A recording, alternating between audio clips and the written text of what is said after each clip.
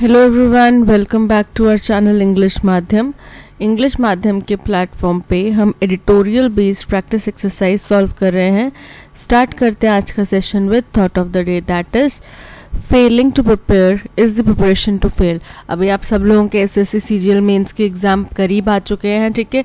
I hope सबकी preparation अच्छे से चल रही होगी।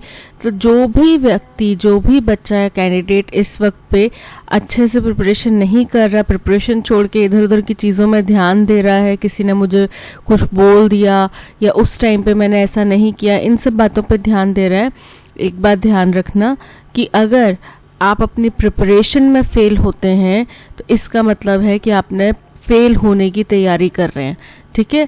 तो अपनी प्रिपरेशन को बिल्कुल भी नहीं छोड़ना है, उसको सेकेंडरी नहीं रखना। तो स्टार्ट करते हैं अपना RC and practice question discussion. India and Bharat have both evoked the same emotions among the patriots for decades। बोल रहे हैं कि भारत कह लो चाहे इंडिया कह लो, दोनों ही नामों के साथ में सेम ही इमोशंस हमेशा से जुड़े रहे हैं। उन्होंने सेम ही इमोशन पैदा करे हैं देशभक्तों के दिलों में सदियों से, दशकों से। But these labels of pride have now been weaponized for narrow political ends। लेकिन ये जो हमारे देशभक्ति के जो टैग्स हैं, भारत कह लो चाहे इंडिया कह लो, हमारे लिए तो गर्व का लेबल है, लेकिन अब इसको एक हथियार के तौर पे यूज किया जा रहा है घटिया ओछी पॉलिटिक्स के लिए, ठीक है। The Bharatiya Janata Party government at the center has decided to use Bharat instead of India in some official communication and documents। अभी हाल फिलहाल में आप अगर न्यूज़ वगैरह फॉलो करते हैं, गलती से न्यूज़ चैनल्स देखते हैं, तो उसमें हर तरफ इंडिया एज भारत की बजाय कि भारत ने G20 के इन्विटेशंस में द्रौपदी, जो हमारे राष्ट्रपति हैं द्रौपदी मुर्मू जी, उन्होंने भारत, प्रेसिडेंट ऑफ भारत का वहाँ पे मेंशन किया है, लिखा गया है। तो उसका बहुत हाइप क्रिएट किया जा रहा है। तो बोल रहे हैं तो भारतीय जनता पार्टी की जो सरकार है केंद्र में, उन्होंने कुछ कम्युनिकेशन, ऑफिशियल कम्युनिकेशन और डॉक्यूमेंट्स पे भारत यूज़ करना को प्रेफरेंस दिया इंस्टेड ऑफ इंडिया, जो कि अभी तक हम क्या कर रहे थे, इंडिया प्रैक्टिस कर रहे थे। A practice that it's representatives से विल नाउ एक्सपैंड। और ये ऐसा एक उदाहरण है, ऐसा एक कार्य है जो अब भारतीय जनता पार्टी के जो नुमाइंदे हैं, जो पॉलिटिशियंस हैं, एमपीज, एमएलएज जो भी हैं, वो कह रहे हैं कि अब हम भारत ही करेंगे अब, और ये प्रचलन में आएगा। India that is Bharat is how the Constitution of India names the country। अब आपको पता है हमारे संविधान में कुछ चीज़ें लिखी गई हैं। हम जब आज़ाद हुए थे तो हम केवल इंडिया या केवल भारत नहीं थे, हम हिंदुस्तान भी थे, हमारे और भी हज़ारों नाम थे, ठीक है। तो लेकिन उस टाइम पे शायद हमारे उन पॉलिटिशियंस को पता था कि इन चीज़ों के ऊपर आगे चल के कन्फ्लिक्ट हो सकता है, तो उन्होंने इंडिया दैट इज भारत, यानी कि हिंदुस्तान, जिसको, जो कि भारत भी है, जिसको भारत भी कहा जा सकता है। जैसे हमारे सबके नाम होते हैं ना, जैसे मेरा नाम प्रियंका है, तो घर में मुझे जिस नाम से बुलाते हैं, चुन्नू मुन्नू टुन्नू, तो वो क्या है, वो मेरा ही नाम है, राइट। तो वही कह रहे हैं कि इंडिया, जिसका दूसरा नाम क्या है, भारत, इस हाउ, ऐसा हमारे संविधान में हिंदुस्तान को, अपने देश को ऐसे नेम किया है। And the use of one और the other has been largely contextual all this while. और आज दिन तक इनमें से किसी भी एक का यूज, चाहे एक का यूज करो चाहे दूसरा का यूज करो, ये केवल कंटेक्स्ट के तौर पे था, कंटेक्चुअल तौर पे था। इसका कभी भी इतना व्यापक तौर पे पॉलिटिकल इशू नहीं बनाया गया, कल्चरल इशू नहीं बनाया गया। The cultural echoes of Bharat have never been in doubt. बोल रहे हैं जो कल्चरल एकोज हैं भारत के, वो कभी भी, जो गूंज है उसका, जो रेजोनेंस है, उसकी जो पहचान है भारत की, वो कभी भी शंका में नहीं थी, उसके ऊपर कभी भी किसी को कोई शक नहीं था। And the current hype around it is more about a campaign to discard the use of India. और जो अब भारत के इर्द गिर्द इतना ज़्यादा केओस बनाया जा रहा है, इतना ज़्यादा हाइप क्रिएट किया जा रहा है, प्रचार किया जा रहा है भारत का, तो वो केवल, मतलब भारत इन द सेंस कि India as a country Bharat का नहीं, पर एक नाम, भारत एक नाम का जो इतना हाइप क्रिएट किया जा रहा है, वो बेसिकली एक कैंपेन है कि हम इंडिया नाम का इस्तेमाल रद्द कर दें, बंद कर दें, as if both can not exist in harmony, जैसे कि ये दोनों एक साथ चल ही नहीं सकते। बताओ, अब मैं हिंदुस्तान को भारत बोलूं, हिंदुस्तान बोलूं, इंडिया बोलूं, आपके इमोशंस में कोई चेंज आ रहा है क्या? ये तीनों नाम एक साथ एग्जिस्ट नहीं कर सकते? भारत को हम हिंदुस्तान के नाम से, इंडिया के नाम से नहीं जान सकते? हमने कितने सारे देशभक्ति गाने सुने हैं, आई लव माई इंडिया, फिर भारत हमको जान से प्यारा है, और हिंदुस्तान मेरी जान, ऐसे कितने सारे गाने हैं। तो क्या उनमें किसी में भी इमोशन कम हो जाता है कि अगर हमने इंडिया बोला तो इमोशन कम आ रहा है, हमें अपने देश से कम प्यार है, और अगर भारत बोलेंगे तो ज़्यादा प्यार हो जाएगा? क्या ये तीनों नाम हार्मनी से एग्जिस्ट नहीं कर सकते? तो ये नफरत की पॉलिटिक्स क्यों खेली जा रही है? ठीक है, India according to this telling is a foreign imposition, और इनके अनुसार ये जो अपना बयान दे रहे हैं, इसके अनुसार इंडिया जो है ये बाहर का एक फॉरेन कंट्रीज का, जब हम गुलाम थे तो उनके द्वारा हमारे ऊपर इम्पोज किया गया नाम है। तो ऐसा नहीं है, इसकी हिस्ट्री बहुत पुरानी है। एक्चुअली ग्रीक लोग शायद थे जो हमें इंडिया के नाम से बुलाते थे, वो भी सिंधु घाटी के उसका, तो वो इंडस वैली सिविलाइजेशन, और इंडस से फिर इंडिया हो गया।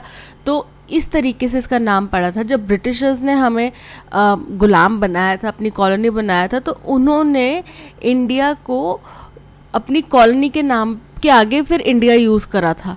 लेकिन इसका जो हिस्ट्री है वो बहुत पुरानी है। वो केवल इस चीज़ से नहीं है कि किसी फॉरेन कंट्री ने हमें इन्वेड करा और उन्होंने हमें नाम दे दिया India, and hence unsuitable for national dignity, और इसीलिए ये हमारे देश की डिग्निटी की गरिमा के लिए सूटेबल नहीं है, ऐसा ये तर्क दे रहे हैं। Bharat linked as it is to various ancient sources goes beyond the geographical and cultural landscape that constitutes the modern Republic of India। अब बोल रहे हैं कि भारत, जिसको कि बहुत एंशिएंट एंशिएंट सोर्सेज से लिंक किया जाता है कि हमारे फलाने ग्रंथ में या इस स्क्रिप्चर में यहाँ पे हमें भारत डिस्क्राइब किया गया है, तो मतलब हमारे इसका ऐतिहासिक एक लिंकेज है जो कि ज्योग्राफिकल कल्चरल लैंडस्केप से भी परे जाता है, दैट कॉन्स्टिट्यूट, जो कि आज की modern day Republic of India को बनाते हैं। ठीक है, उनसे भी परे तक किसका, भारत का जिक्र है। In that sense, both names are an outcome of India's nation building journey। पर अगर इस चीज़ को ध्यान रखें तो दोनों ही नाम, हमने जो अपने देश का आज मकाम हासिल करा है, जो अपनी पहचान बनाई है, तो वो नेशन बिल्डिंग की जो हमारी जर्नी रही है कि आज हम जिस स्थिति पर पहुँचे हैं, हमारी आज़ादी से बाद से लेकर अब तक का जो हमारी जर्नी रही है, उसमें ये दोनों ही देश, हमारे दोनों ही नाम जो है हमारे देश को बनाने का बहुत अहम योगदान देते हैं। ठीक है, और उसके पूरी जर्नी का ये पार्ट रहे हैं। Labouring to tease out the foreign from the native in the expense of this nation that hosts a multitude of ethnic, linguistic and genetic diversity, बोल रहे हैं। अब देशवासी क्या कर रहे हैं, इस चीज़ का प्रयास करना कि हम क्या करें, टीज आउट करें, यानी कि धीरे धीरे समझाएं या इसको उनके विचार से, मतलब उनको ये समझाएं कि ये जो है फॉरेन एक नेम है और हमारे नेटिव यानी कि यहाँ के जो देशवासी हैं उनको इससे बचना चाहिए। वो क्या है, nation that host a multitude, वो एक ऐसे देश में किया जा रहा है जहाँ पे बहुत सारे एथनिक, लिंग्विस्टिक, भाषा का, जेनेटिक डाइवर्सिटी देखी जाती है, and that has been formed as a result of millennia of migration, और जो कि बहुत दशकों के माइग्रेशन के कारण हुआ है, and cross currents of human interaction, और ह्यूमन इंटरेक्शन का एक दूसरे के साथ जो क्रॉस चेंज हुआ है, एक्सचेंज हुआ है, उसकी वजह से ये हुई हैं चीज़ें। सर्व्स नो पर्पस, तो इसका कोई पर्पस नहीं बनता other than creating new flash points in society. बस हमारे देश में, हमारे समाज में कुछ संकट स्थल या कुछ मतलब ऐसे पॉइंट्स, बिंदु उठाने की कोशिश की जा रही है जिससे कि देश की एकता को नुकसान पहुंचाया जाए। इसके अलावा इसका कोई पर्पस नहीं दिखता कि भाई ये फॉरेन नेम है, इसको हटा दो, हमें अपने देश को, देशवासियों को अपने देश के जो एथनिक नेम है उससे जोड़ना चाहिए। इसका कोई पर्पस नहीं दिख रहा। अब मेरे को आप बताओ कि आपको इंडिया आपकी मम्मा आपको कोई भी XYZ नेम से बुलाती हैं, आपके फ्रेंड्स आपको जो आपका ऑफिशियल नेम है उससे बुलाते हैं, क्या आपकी आइडेंटिटी में फ़र्क पड़ता है? अगर आपका कोई फ्रेंड है वो आपको आपके पर्सनल, जो आपकी मम्मा ने आपका नाम घर का रखा है या आपका घर का निकनेम है उससे बुला देगा, तो क्या आपको गुस्सा आ जाएगा या आपकी आइडेंटिटी पे कोई चेंज आ जाएगा? नहीं ना, आप वही व्यक्ति रहेंगे जिसका नाम हमें पता है कि ABC भी है और XYZ भी इसी व्यक्ति का नाम है। ठीक है, तो ये केवल क्या है, ये एक भेद पैदा करने की कोशिश की जा रही है हमारे समाज में। This farcical hubbub hosted upon the country should have been allowed to dissipate and recede. बोल रहे हैं ये जो एक हास्यप्रद शोरगुल मचाया जा रहा है, मुद्दा उठाया जा रहा है देश में, इसको हमें जल्द से जल्द खत्म कर देना चाहिए था, कम कर देना चाहिए था। But the knee jerk reaction of the opposition gave it the aura of a fundamental identity question before the nation. लेकिन जो ऑपोजिशन की तरफ से भी इसके ऊपर एकदम बिना कोई सोचे समझे, बिना कोई विचार किए जो रिएक्शन दिया जा रहा है ना, प्रतिक्रिया दी जा रही है, उसने भी इसके ऊपर क्या किया है, इसको एक ऐसा ऑरा, एक ऐसा एटमॉस्फेयर प्रोवाइड करा दिया है जिससे कि अब ये देश की फंडामेंटल, बेसिक, मूलभूत आइडेंटिटी का सवाल बन गया है। ठीक है, The Rashtriya Swayamsevak Sangh has been asking for privileging the use of Bharat over India for long. अब RSS काफ़ी लंबे समय से इसका डिमांड कर रही थी कि भाई हमें भारत का शब्द का इस्तेमाल करना चाहिए इंडिया के बजाय, और काफ़ी लंबे समय से इस चीज़ की वो डिमांड करते।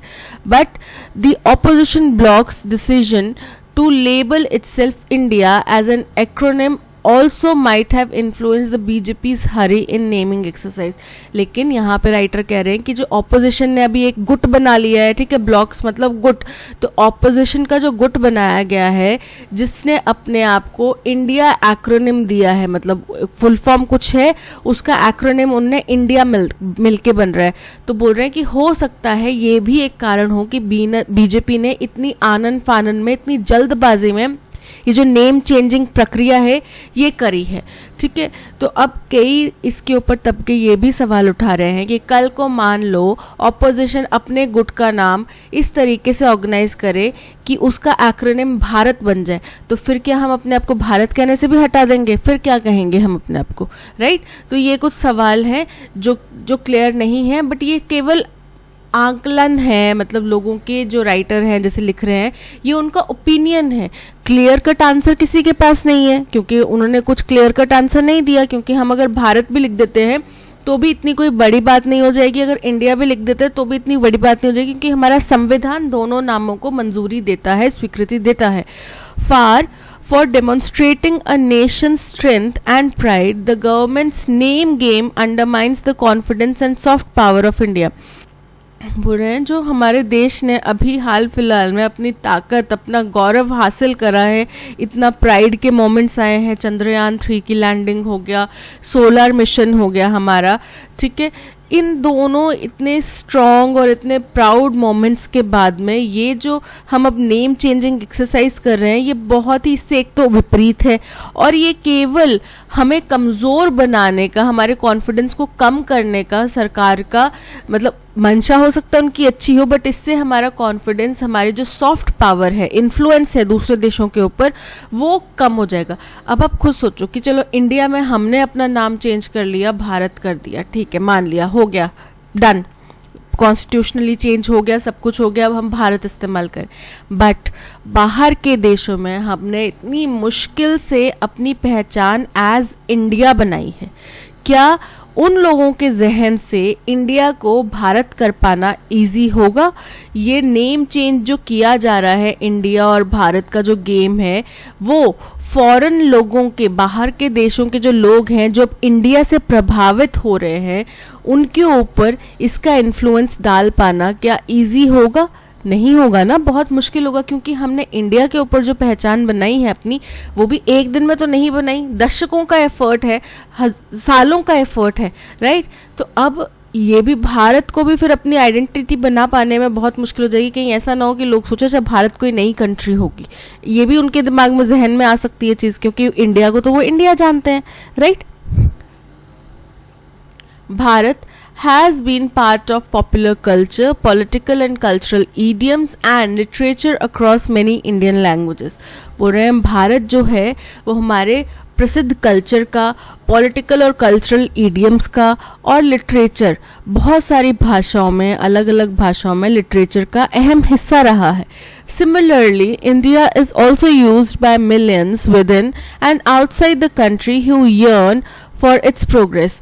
बोल रहे हैं कि इसी प्रकार से इंडिया भी लाखों करोड़ों लोगों द्वारा, जो चाहे इंडिया में रहते हैं चाहे बाहर रहते हैं, उनके द्वारा इस्तेमाल किया जाता है, क्रेव किया जाता है, जो कि इसकी तरक्की चाहते हैं। It is possible that contexts and constituencies of these proper nouns might vary। बोल रहे हैं कि ये हो सकता है ये कि इन दोनों के कंटेक्स्ट जो हैं और जो इनके कॉन्स्टिट्यूएंसीज यानी कि निर्वाचन क्षेत्र हैं कि किस जगह पे क्या यूज़ किया जाएगा इन प्रॉपर नाउन्स के, क्योंकि ये नेम है ना, किसी एक देश का एक नाम है, इंडिया किसी और का नाम तो नहीं हो सकता। तो बोल रहे हैं कि इन दोनों प्रॉपर नाउन्स का जो कंटेक्स्ट है, जो कॉन्स्टिट्यूएंसीज है, वो हो सकता है अलग हों, but that it is the very reason to resist from attempting to impose the use of one and edge out the other।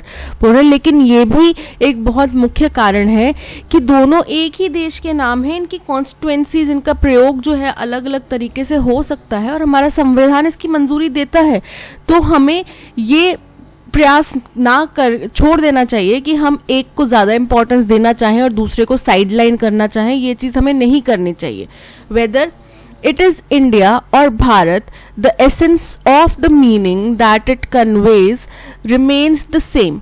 बोल रहे हैं कि वेदर, अगर चाहे हम इंडिया यूज़ करें या भारत यूज़ करें, जो भाव है, जो एसेंस है, मतलब है, इसका मीनिंग है, दैट इट कन्वेज, जो इसका मीनिंग निकल कर आता है वो तो सेम ही है ना। कि हम एक देश की बात कर रहे हैं जो फला लैटरल्स पे पड़ता है, कोऑर्डिनेट्स पे पड़ता है, जिसको हम इंडिया के नाम से भी जानते हैं, भारत के नाम से भी जानते हैं, ठीक है, उसी देश की बात कर रहे हैं ना। The needless juxtaposition of the two names should not affect the bonding of the inhabitants in the pursuit of misplaced cultural combat। बोल रहे हैं ये जो बिना बात का द्वंद्व सा चालू कर दिया है इन दोनों नामों के बीच में, लड़ाई सी, जंग से चालू कर दी इन दोनों नामों के बीच में, इससे क्या है, हमारे देश के जो लोग हैं, जो यहाँ के निवासी हैं, उनके बीच की जो बॉन्डिंग है उस पर प्रभाव नहीं पड़ना चाहिए। कुछ कल्चरल कॉम्बैट जो कि गलत धारणाएं प्रसारित कर रहे हैं, उसके एवज में ये नुकसान हम नहीं झेल पाएंगे। लेट इंडिया एंड भारत को exist as they have always been. चलने दो ना यार, इतने साल हो गए आज़ादी के, भारत इंडिया दोनों चलने दो, क्या फ़र्क पड़ता है। अगर अब कई लोग इस पे बोलेंगे कि भाई भारत हमारा, हिंदी हमारी राष्ट्रभाषा है, भारत ही है, आपको नेम चेंज से कोई फ़र्क पड़ रहा है क्या। मैं इंडिया बोलूँगी या आप इंडिया बोलेंगे तो आपके इमोशंस कम हो जाएंगे देश के प्रति, नहीं ना। तो राइटर कह रहे हैं कि दोनों ही नामों को चलने दो, को एग्जिस्ट करने दो, जैसे अभी तक करते आए थे, इनमें लड़ाई डालने की क्या ज़रूरत है। ये था पैसेज। अब चलते हैं पहले क्वेश्चन की तरफ। क्वेश्चन नंबर 1 कह रहा है, which of the following best describes the perspective presented in the passage regarding the names India and Bharat। बोल रहे हैं पैसेज के अनुसार क्या नज़रिया बताया गया है इंडिया और भारत नाम से जुड़ा हुआ। Both names have been weaponized for narrow political objectives and used interchangeably in different contexts historically।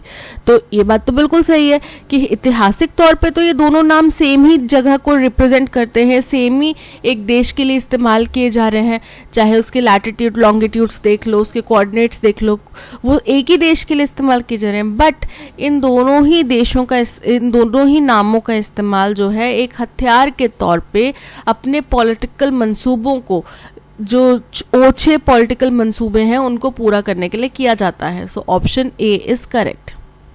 Based on the passage, what is suggested about India's nation building journey? भाई बड़ी लंबी यात्रा करी है, राइट। हमने अभी तक की अपनी जो पहचान बनाई है बहुत मेहनत से, बहुत मुश्किल से बनाई है। It has always prioritize the name India over Bharat. ऐसा नहीं है, दोनों देशों को दोनों नामों को इंटरचेंजेबली यूज़ किया जाता है। It was only influenced by foreign entities leading to adoption of the name India. ऐसा नहीं है, हम केवल दूसरे देशों से इन्फ्लुएंस होकर इंडिया नाम का इस्तेमाल नहीं करते हैं। It encompasses a vast expanse of ethnic, linguistic and genetic diversity formed from centuries of migrations and human interactions. Option C is correct. According to the passage, what might have influenced the BJP's haste in the naming exercise? तो भाई उन्होंने बोला कि हालांकि RSS बड़े लंबे time से इसकी डिमांड करा था, बट पॉसिबिलिटी है कि ऑपोजिशन ने जो अपना एक गुट बनाया और उसका नाम एज एन एक्रोनिम इंडिया रखा, तो उससे प्रभावित होके बीजेपी ने इतनी जल्दबाजी में ये चीज की है। ये राइटर का ओपिनियन है। द राष्ट्रीय Swayam Sevak Sangh RSS continuous demand to prioritize Bharat, कि उन्होंने बहुत लंबे समय से लगातार डिमांड करे थे कि भारत को प्रायोरिटाइज करो। तो अगर यही कारण होता तो इससे पहले भी बीजेपी की सरकारें आई हैं, तभी वो बना लेते। आज अचानक से ये चीज़ करने की, जब ऑपोजिशन ने इंडिया किया तब करने की ज़रूरत नहीं थी, राइट। तो राइटर के अनुसार ये भी एक कारण है। The opposition blocks decision to brand themselves with an acronym India, तो ये एक कारण उन्होंने बताया। So option B is correct. Which of the following best describes the author's viewpoint regarding the usage of India and Bharat?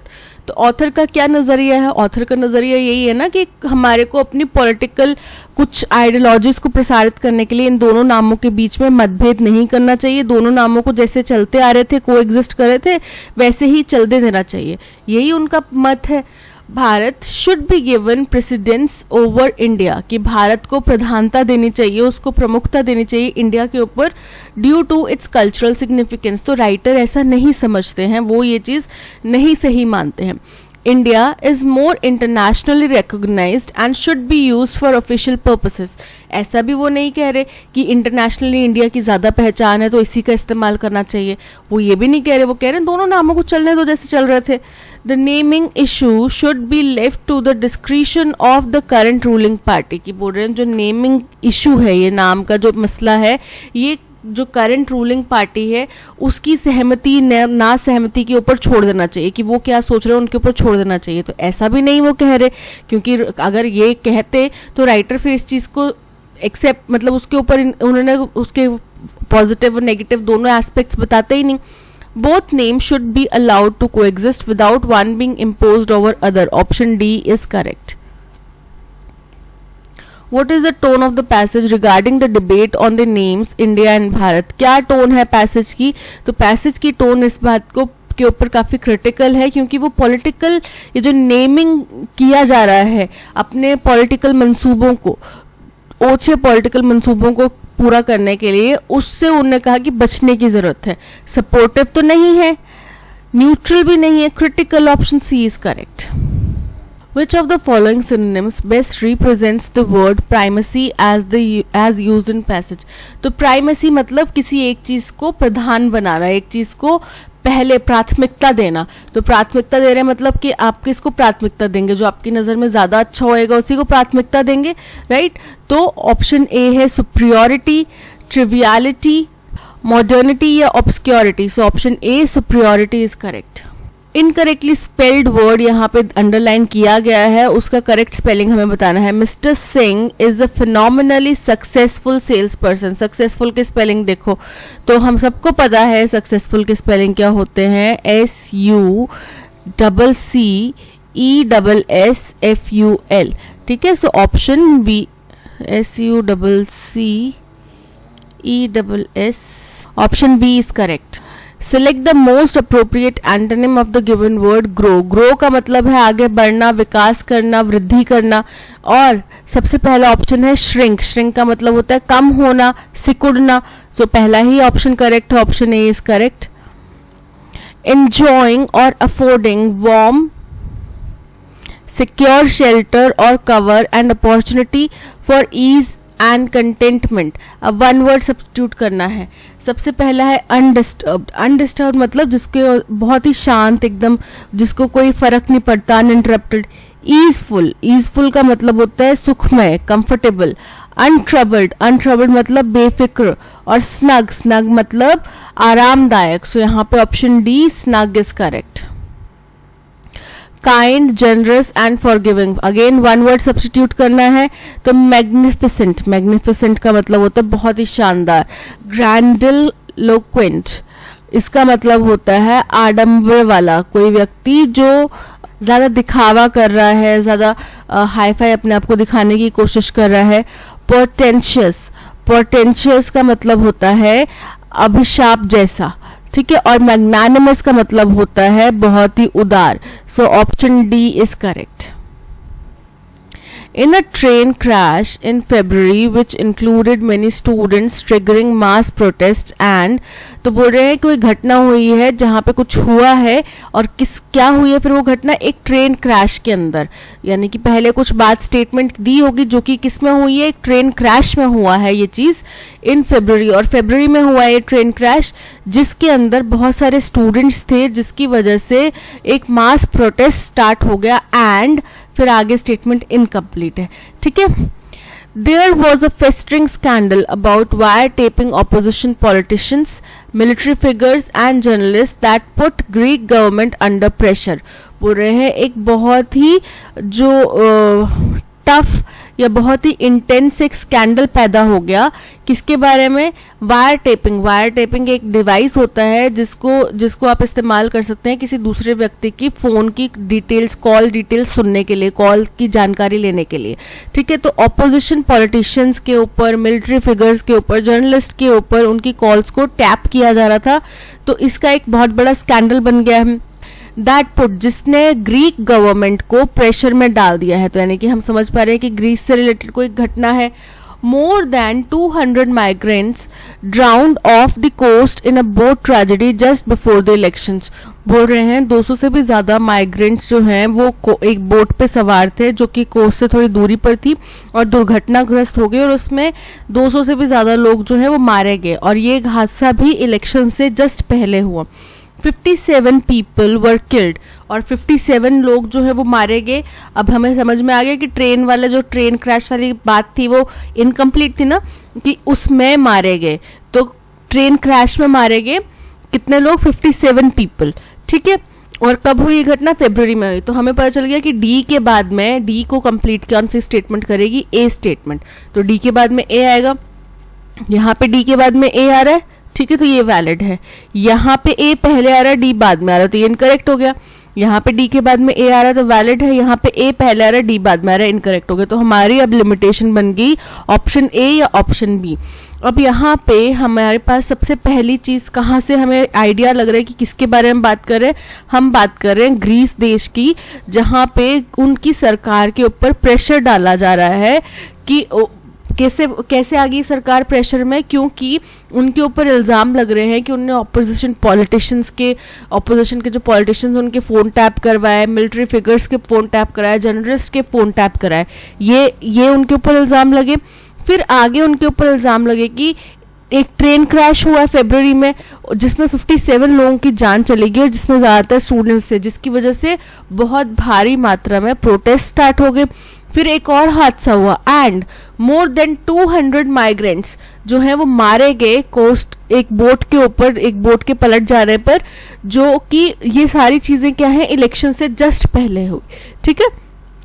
तो हमारा first statement बन गया बी, सेकेंड स्टेटमेंट हमारा बन गया डी, थर्ड स्टेटमेंट हमारा बन गया ए, और फोर्थ स्टेटमेंट हमारा बन गया सी। अब फोर्थ स्टेटमेंट, क्योंकि देखो एंड आ रहा है, एंड मोर देन 200 माइग्रेंट्स ड्राउन्ड, तो मतलब 200 से ज्यादा लोग मारे गए और साथ ही साथ, और फिर यहाँ पे 57 people were killed in a train crash.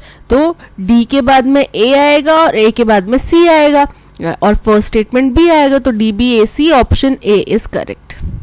He realized he was running out of time, so he put the pedal to the metal to finish the project। बोल रहे हैं उसको एहसास हो गया कि अब उसके पास समय कम बचा है, तो उसने क्या किया, उसने पूरे अपना मैक्सिमम एफर्ट लगा दिया, मैक्सिमम स्पीड लगा दी ताकि वो प्रोजेक्ट को टाइमली फिनिश कर सके। ठीक है, तो पेडल टू द मेटल का मतलब होता है अपना कंप्लीट एफर्ट लगाना, कंप्लीट स्पीड में काम करना। To work slowly and steadily incorrect है, ये तो तब आप करते हैं ना जब आपके पास बहुत सारा टाइम हो, जब आपके पास टाइम थोड़ा बचा हो तो आप क्या करते हैं, बहुत जल्दी जल्दी काम करते हैं। जैसे कि इंजीनियरिंग स्टूडेंट्स को पता है लास्ट डे असाइनमेंट सबमिट करते हैं, है ना, और उसमें रात को बैठकर ही फाइल सारी तैयार होती है।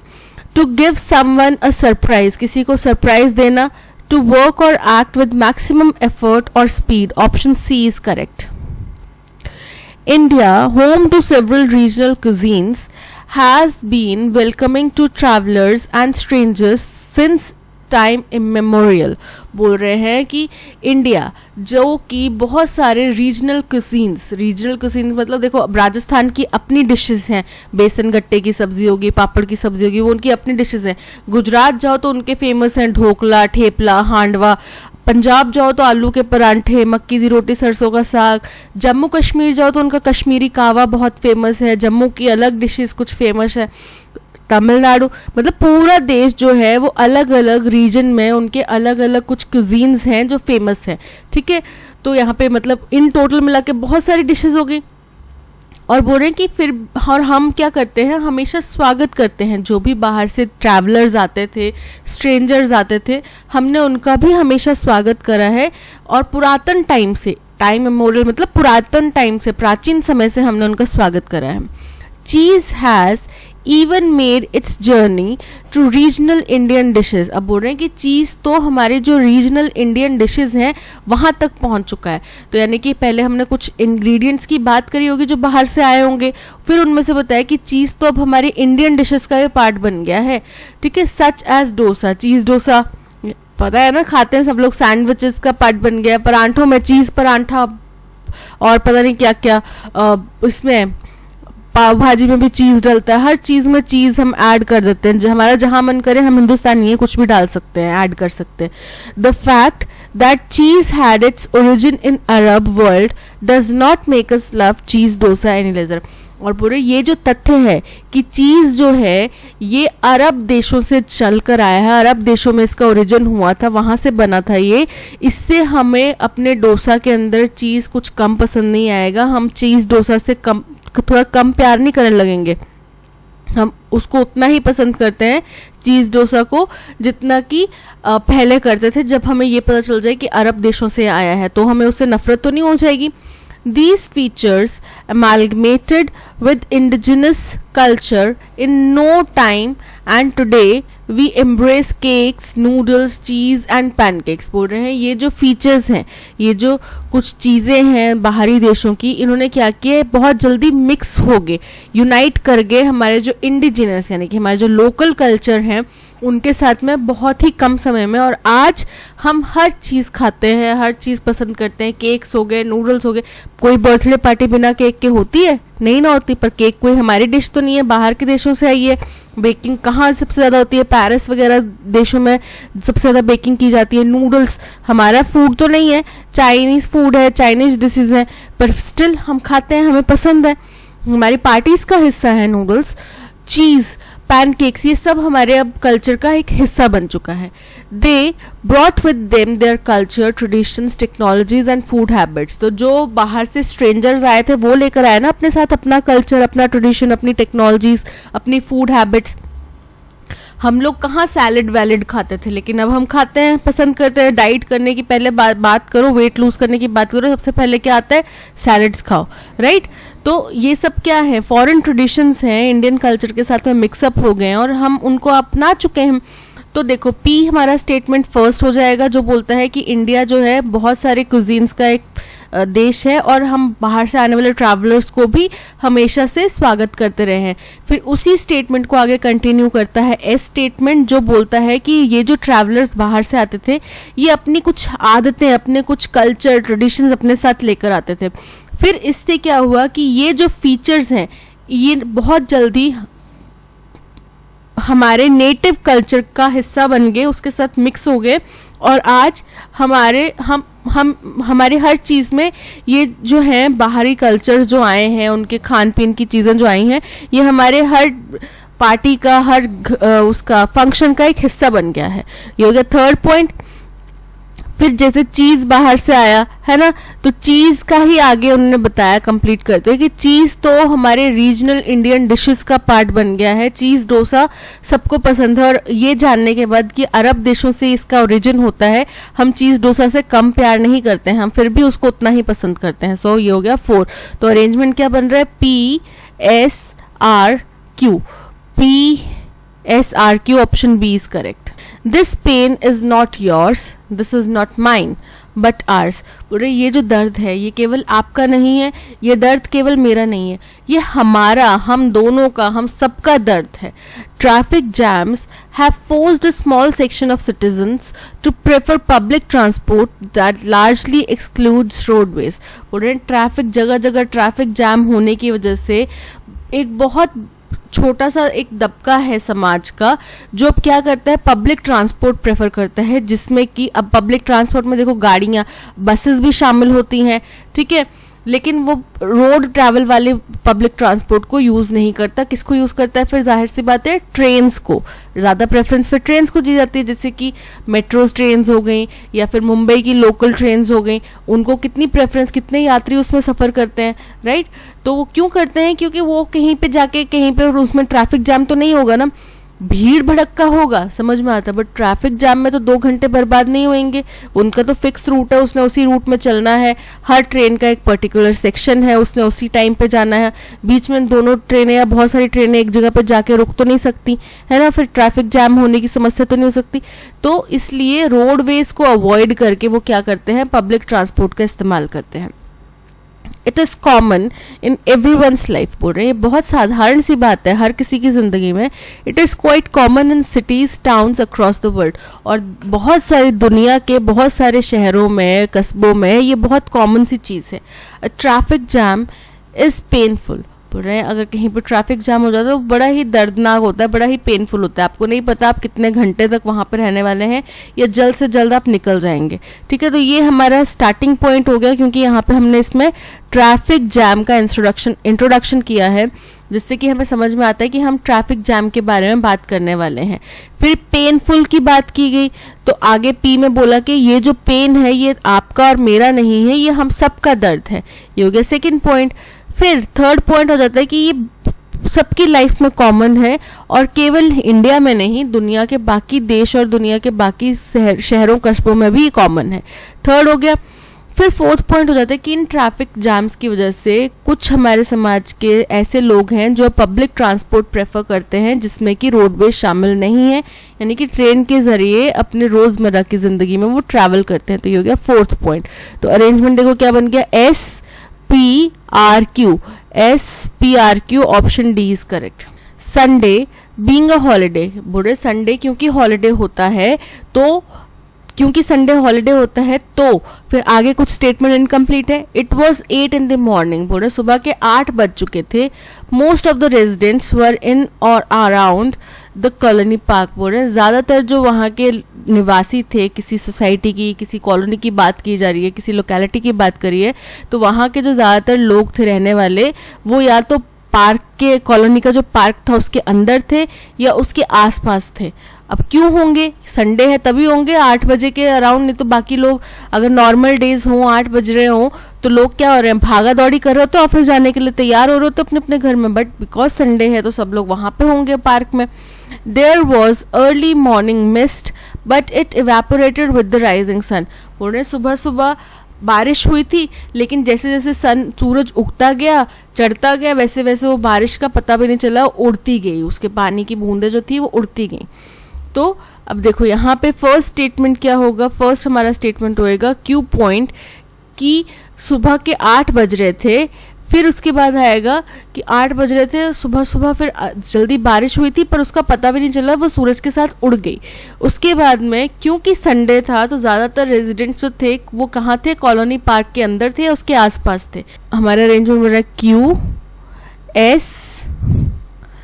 QSPR, QSPR option A is correct. I faintly remember Gandhiji's visit to Baloda Bazaar and his public meeting held near सब्जी मंडी। पर मुझे हल्का हल्का याद है गांधी जी जब बलोड़ा बाजार आए थे तो उनकी वो यात्रा मुझे हल्की हल्की याद है।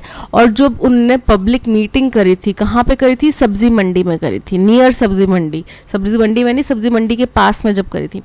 Bhagwati Prasad Gupta, 98, the only surviving person in the locality who had seen Gandhiji during his Harijan tour. बोल रहे हैं भगवती प्रसाद गुप्ता एक 98 ईयर्स के व्यक्ति जो एक लौते सर्वाइविंग जीवित व्यक्ति हैं उस इलाके में जिन्होंने गांधी जी को अपने हरिजन टूर के दौरान में देखा था। ठीक है। Though Baloda Bazaar was a small town, a huge crowd had gathered for Mahatma's darshan recollected.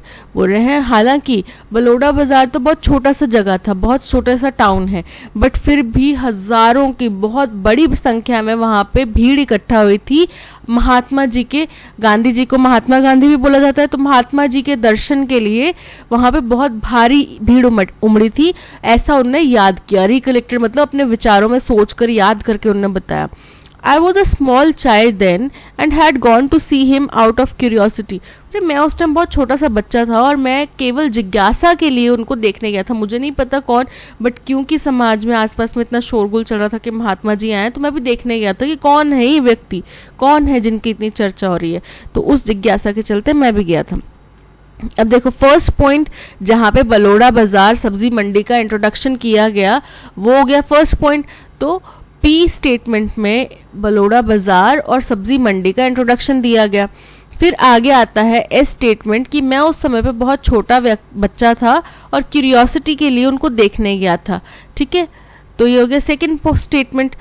Third statement आता है आर कि बोले हालांकि बलोड़ा बाजार जो है छोटा सा टाउन है बट बहुत भारी भीड़ उमड़ी थी उनको देखने के लिए। और ये सब चीज़ें हमें कौन बता रहे हैं? भगवती प्रसाद गुप्ता, जो कि 98 ईयर के जीवित व्यक्ति हैं उस समय के, जिनने गांधी जी को अपने हरिजन टूर के दौरान में देखा था। ठीक है, तो अरेंजमेंट क्या बन गया? P S R Q. P S R Q, option B is correct. On Saturday, the Union government imposed a 40% duty on onion exports. बोल रहे हैं शनिवार को हमारे देश की सरकार ने, भारत सरकार ने 40% ड्यूटी जो है लगा दी किसके ऊपर? अनियन के एक्सपोर्ट के ऊपर। और the duty will remain in place till December 31। अब ये जो ड्यूटी है 40% का जो टैक्स लगाया गया है 31 दिसंबर तक वैलिड है। Dash aimed at ensuring sufficient supply of onions in the domestic market. और क्यों किया गया, इसका मुख्य कारण क्या था? Is aimed. अब इज क्यों आएगा? क्योंकि द ड्यूटी सिंगल, यहाँ पे सिंगुलर वर्ब है। ठीक है, सिंगुलर हमारा चीज़ है कि क्या किया गया, ये जो ड्यूटी लगाई गई ये और प्रेजेंट की बात हो रही है। इसका मुख्य उद्देश्य क्या है? अब जैसे यहाँ पे आगे चल के देखते हैं, व्हेन प्राइजेस आर से पता चल गया प्रेजेंट की बात हो रही है, तो is aimed at ensuring sufficient supply. इसका मुख्य उद्देश्य ये है कि हम डोमेस्टिक मार्केट में, देश में प्याज का सफिशिएंट यानी कि भरपूर मात्रा में सप्लाई रखें। ऐसा ना हो कि हम एक्सपोर्ट करने के चक्कर में हमारे देश में प्याज की सप्लाई कम हो जाए। At a time when prices are just about dash upwards. तो और ये ऐसे समय में किया गया जब प्याज के भाव बस ऊपर की तरफ बढ़ने ही वाले थे या बढ़ ही रहे थे। ठीक है, the average model retail price of onions is currently ₹30। बोल रहे हैं जो अभी के लिए एवरेज रिटेल प्राइस चल रहा है प्याज का वो ₹30 चल रहा है, compare to ₹25 this time last year. और पिछले साल इसी समय के दौरान में कितना था? ₹25 के हिसाब से बिक रहे थे, as per the department of consumer affairs data. और ये कौन बताता है? ये हमें डिपार्टमेंट ऑफ कंज्यूमर अफेयर्स का डेटा बताता है। The latest action which may seem excessive dash to suggest that the government is concerned about the onions going the way of tomatoes। बोल रहे हैं अब ये जो लेटेस्ट एक्शन लिया गया है जो कि हमें थोड़ा ज़्यादा लग सकता है, ज़रूरत से ज़्यादा एक्सेसिव एक्सट्रीम लग सकता है, वो ये सजेस्ट करता है कि सरकार चिंतित है कि कहीं प्याज भी टमाटरों के रास्ते पे ना चल पड़े। टमाटर जैसे 200 रुपये किलो पहुंच गए थे, वैसे प्याज भी उसी रास्ते पे ना, उसी राह पे ना निकल पड़े। ठीक है, तो ये चिंता को, कंसर्न को दिखाते हुए ही उनने ये स्टेप उठाया है। हालांकि कुछ लोग बोल रहे हैं कि ये बहुत एक्सेसिव स्टेप है, ऐसे नहीं करना चाहिए था सरकार को, बट उन्होंने जो किया वो उनके ओपिनियन में सही था। Tomato prices had soared in July. अब जुलाई महीनों में वो आसमान छू रहे थे। Retailing above ₹200 in parts of country. देश के कुछ हिस्सों में 200 रुपए किलो से भी ऊपर पे बिक रहे थे वो। While those prices are now dash around ₹80। और अब ये प्राइजेस किसके इर्द गिर्द हैं? ₹80 के आसपास में पहुंच चुके हैं। दे आर स्टिल रफली twice higher than their year ago levels. पर अभी भी ये लगभग 2 गुने हैं अपने पिछले साल सेम दिनों के अकॉर्डिंग। अगर उसका रेफरेंस लिया जाए कि पिछले साल इसी महीने में कितने थे, तो उससे लगभग ट्वाइस हैं। तो सबसे पहला तो हमें पता चल गया इज एम्ड एट इंश्योरिंग, तो is option C is correct. Second, of onions in the domestic market at the time when prices are just about dash upward. A है इंचिंग। इंचिंग का मतलब बढ़ना, धीरे धीरे आगे बढ़ना। डिसीविंग, डिसीविंग का मतलब होता है धोखा देना। एस्टाउंडिंग, एस्टाउंडिंग का अर्थ होता है अच्छा लगना। और मिसलीडिंग मतलब भ्रमित करना। तो यहाँ पे वो बढ़ रहे हैं ना ऊपर, धीरे धीरे ऊपर की तरफ बढ़ रहे हैं, so option A is correct. Dash to suggest that government is concerned about onions going the way of tomatoes. तो ये क्या है? सपोर्ट्स मतलब उसको सपोर्ट करता है, उसको एक्सेप्ट करता है, उसको और समर्थन करता है। सीम्स मतलब दर्शाता है, दिखाता है। पर्सपेक्टिव्स, पर्सपेक्टिव्स मतलब दृष्टिकोण। और इम्पल्सेस मतलब अचानक कोई चीज हो जाना। तो यहाँ पे सीम्स टू सजेस्ट, वो दिखाता है कि सरकार चिंतित है कि कहीं प्याज भी टमाटरों के राह पे ना चल पड़े।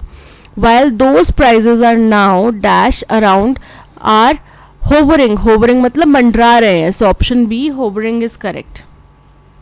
तो आज के सेशन में इतना ही। Thank you so much for watching. अगर कंटेंट पसंद आया हो तो लाइक, शेयर और सब्सक्राइब जरूर कीजिएगा। इस सेशन की ऑडियो प्लस पीडीएफ आपको टेलीग्राम चैनल पे मिल जाएगी। अगर आपने अभी तक टेलीग्राम चैनल ज्वाइन नहीं करा है तो ज्वाइन करने का लिंक आपको कहाँ मिलेगा? डिस्क्रिप्शन बॉक्स में। इसके अलावा प्ले स्टोर से आप हमारी ऐप भी डाउनलोड कर सकते हैं। एंड्रॉयड फ्रेंडली ऐप है। और अगर मेहनत नहीं करनी प्ले स्टोर में जाने की तो डिस्क्रिप्शन में अगेन लिंक दे दिया गया है, वहां से आप डाउनलोड कर सकते हैं। मिलते हैं नेक्स्ट सेशन में, तब तक keep learning, keep practising and good luck. Bye bye.